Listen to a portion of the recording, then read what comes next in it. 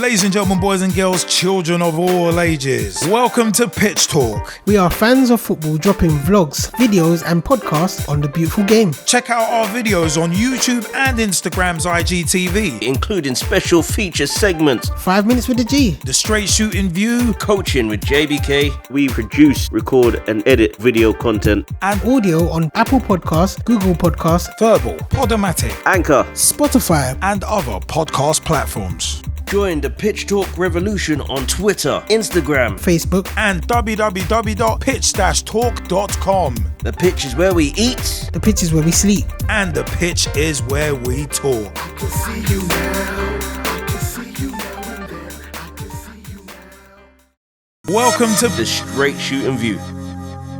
Hey everybody, what is up and welcome to another episode of the Straight Shootin' View. Now this episode was taken from a couple of WhatsApp conversations that myself and the boys had about Manchester United's mediocrity and why they are stuck languishing in mediocrity, and also Arsenal as well. Two sides who were very much used to being at the top of the English game, but in recent years have really fallen off for a number of reasons, which I will delve into in this episode of the Straight Shootin' View. From Arteta being a yes man and the structure and the Kroenkes not really caring, to the Glazers not really caring and just bringing people in the short term when both sides are crying out for a long-term plan. So have a listen and let me know what you think of why Arsenal and Manchester United are languishing in mediocrity at the moment. You know what's funny though? The thing with Man United for me is the fact that, since Ferguson established an identity and a culture at that club, but it was one of them where, considering who they passed it on to next with David Moyes, that was the first big major mistake that they made as a club, because you got someone who was widely respected for decades at that club, and then you brought in someone who basically was manager of what is effectively a small club, especially in comparison to Man United making a step up. I always said, and we can go back to the live pitch talk shows, that the best man that they would have had to come in straight after Ferguson would have been Mourinho, and a lot of Man United fans wanted that. And that would have made sense, because in that kind of transitional period, you need an experienced manager to steady the ship. But David Moyes was the chosen one, like Jeff Jarrett in '99 in WCW, and we know how that company went, not because of Jarrett, but still. But it was one of them where it's like Moyes was the chosen one, and everything started falling apart because it looked like he didn't have the respect to the players. And then, you look at Ferguson's era and his tenure, he had a lot of stroke at the club, and he'd earned that. But David Moyes coming in now, you started seeing Adidas exerting more influence. You started seeing it with LVG as well by that point, because Adidas had burrowed in like a tick, and they were the ones with the stroke by the time Louis van Gaal was in charge. So it's one of them where it's like Ferguson now, because he was so well respected and had that pedigree at Man United, the sponsors never got involved. Hell, the Glazers barely got involved. But it's one of them, so that level of influence, and obviously Moyes hadn't had the experience at a big club, a massive club, to be able to say, no, we're doing things my way. This is how it needs to be done. So then, as I said, you got the sponsors getting involved, and then that just continued on. And then when Van Gaal came in, the sponsors already had their influence. When Mourinho came in, same thing. So then you get people like Paul Pogba getting re-signed for massive money, and you could clearly see that was down to Adidas. You clearly see it. So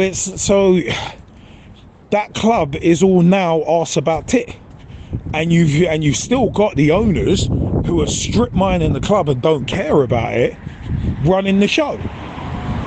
So it is on them. There's a lot wrong at Man United, and it's a lot more than, it goes a lot deeper than what's on the pitch. On the pitch is just the final, it's just essentially the final cog in the wheel, because it's one of them where it's like, is everything completely crap, or is there just a loose nut behind the wheel? Combination of both, I'd say, because as I said, it really starts at the top. So United have a lot of issues, and one manager coming in, as I said before, is not going to sort that. It's going to take more than that. You have to have an upheaval at board level, at like management level.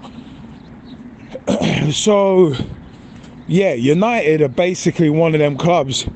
Again, they had a really established identity, and because Ferguson's left, that's gone. Rome wasn't built in a day, and it took 300 years to fall. So it's one of them where it's like, no great empire falls in a day. I remember Ferguson's been gone, what, 7-8 years now? And they've still not found their way again. And it could be argued that Ferguson left the club in not an amazing state, because it's one of them where it's like, it was an aging squad at that point. But you know one of them ones, like when Vince Russo left the WWF in 1999 and apparently said to Vince, all right, these storylines that we've done, you could run them for another year. You got another year or two worth of momentum that you could run off. Man United, I think it was very much the same thing, where it's like, at that point that Ferguson left, they had an aging squad that needed a refresh, but for a couple of years you could probably add a couple players here and there, and then it would have kept it ticking over. But United never had that big refresh of players, so as players started retiring, who's stepping up to replace? You're not getting equal quality, you're definitely not getting greater than. So it started crumbling from within, and then the mediocrity starts setting in. So I said, I said that squad needed a refresh years ago, but it never happened. And because they've been, their managerial turnover has been relatively high in recent years, then the instability comes in. Then taking your eye off the ball happens. So Arteta's own demise. It's a similar story with Arsenal, where it's like, you get used to having one manager in for so long. Once that changeover happens, it wasn't even a slow changeover. It was one of them, you should have known, what, a year or two ahead of time that this person was leaving, and been like, you know what, we need to prepare. Who's coming in next? What players are coming in next? What managers coming in next? You start that so that transition is not a hard transition. It's a nice, easier one. But I think both clubs have got it wrong. Both clubs have got it wrong, and got it wrong in a major way. And they're seeing it with the mediocrity that they're both languishing in. Just my opinion. Just my opinion. Staying with Arsenal, it is one of them ones where, yeah, some may say that Aubameyang's right and Arteta's Arsenal's biggest problem. I completely disagree with that. I think Arteta is a symptom of the overall problem. But similar to Manchester United, ownership. And ironically, another American owner. But to me, that's where the issue lies, with the ownership. You got the Kroenke family, who, like the Glazers, doesn't care about Arsenal. At his heart and core, doesn't care about Arsenal.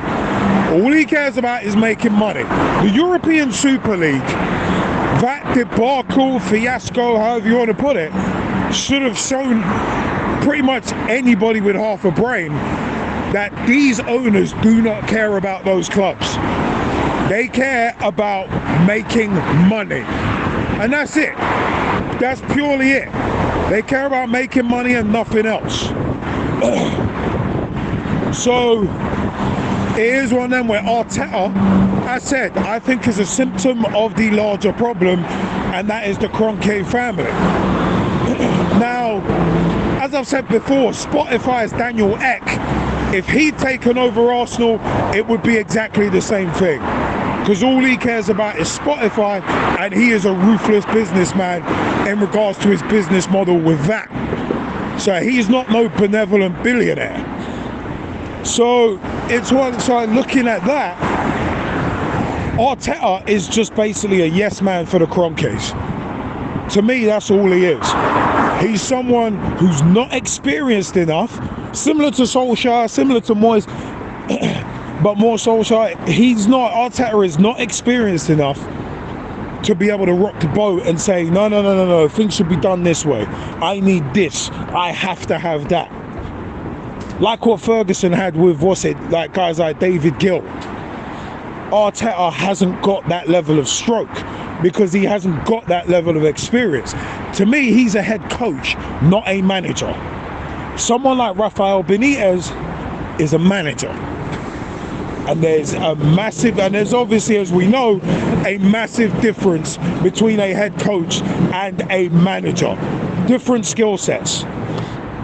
But the fact of the matter is, Arteta, I think, needs someone. It's clearly not Edu, as sporting director of football, whatever. It's clearly not Edu, because it looks like Edu's not helping either. But again, Edu is basically brand new in that job. I think he's been at Arsenal a couple of years doing that sporting director of football thing. And I think he only did it for a year or two before elsewhere. So he's still green. And then you've got Arteta, who's still green as a manager. So as a head coach. So it's one of them where, I said, to go up against like senior management, you need to know how to play the game. But you only learn how to play the game through experience. And at the moment, Arteta hasn't got it. Maybe in 5, 6, 7 years' time, he will have it, and he will be able to have that stroke. But right now, he doesn't have it. So essentially, it's one of them where if the Kroenke say something, it's like, okay, yes, how high do you want me to jump? It has to be that way.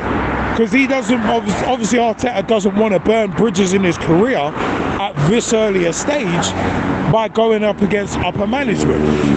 And I can't blame him for that. So he's basically a yes man. And if it means having it out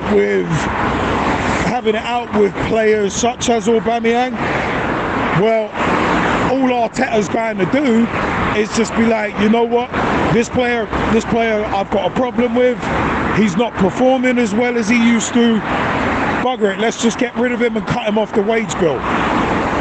And again, the Kroenkes being all about money, they're going to be like, wait, hold on, we could get 15 million off the wage bill.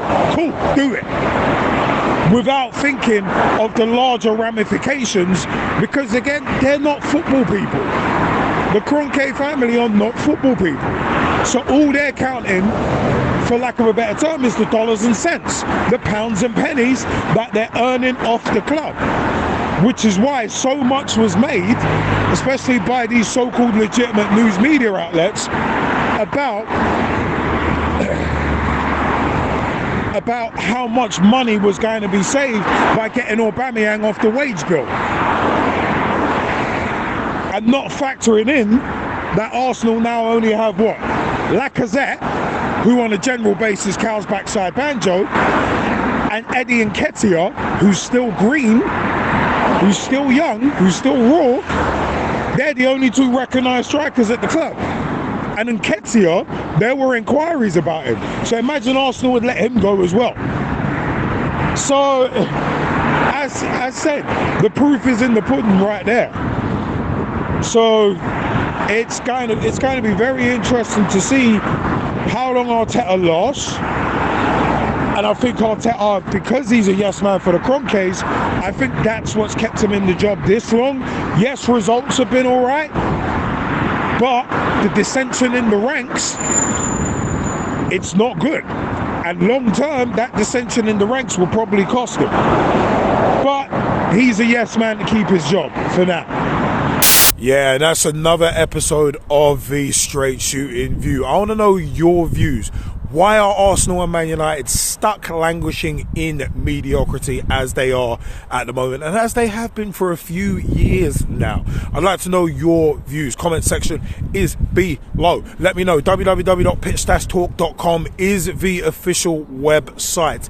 Let us know your views. youtube.com/Pitch Talk is where you can find our videos, including special feature segments and much more. Also at Pitch Talk on Twitter. Tweet with us, follow us, see what we are up to.